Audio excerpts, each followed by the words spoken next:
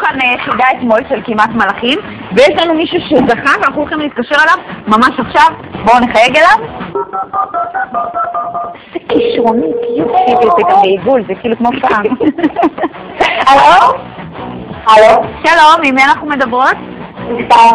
סתם, מה שלומך? בסדר. את יודעת למה התקשרנו אלייך?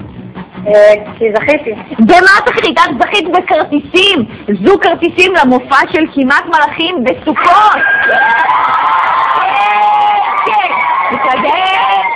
סתיו, מתרגשת? סתיו, את מתרגשת? מאוד. את רוצה להגיד לנו משהו?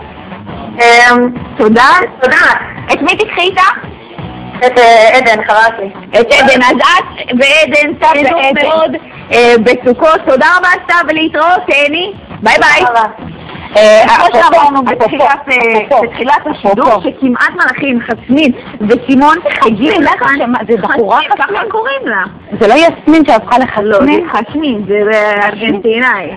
חסמין. בקיצור, אז הם הגיעו לכאן בתחילת השבוע והם הופיעו ביחד איתי ועם שאר מנחי ערוץ הילדים בקריית נו. לא מאמינה לך. לא מאמינה לך שראית אותם. זה הולך להיות משודר ביום רביעי הקרוב בשעה 6:30 בערב. אם אתם רוצים לראות הצצה קטנה, זה ממש קטנה. גבירותיי ורבותיי, מוכנים לכמעט מלאכים! קבלו את חסמין וסימון!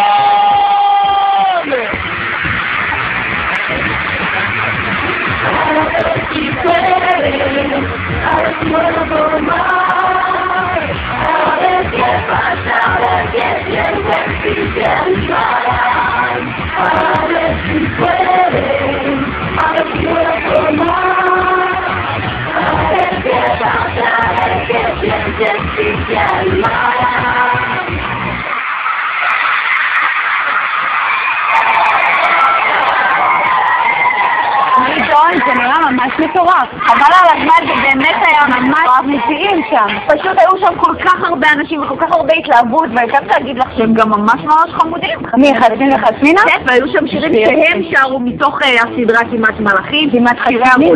אני יודעת שהסדרה חדשה של כמעט חסמינים? באמת? כן, אני מגיעה לארץ בחופות. בקיצור, המופע הזה יהיה משודר ביום רביעי הקרוב. ב6:30 אתם מוזמנים לצפות במופע הזה בשעה 6:30. את תהיי שם וכל שאר המנחים יהיו שם. נכון. מה עוד? מחר יהיו כאן אור ואיפי.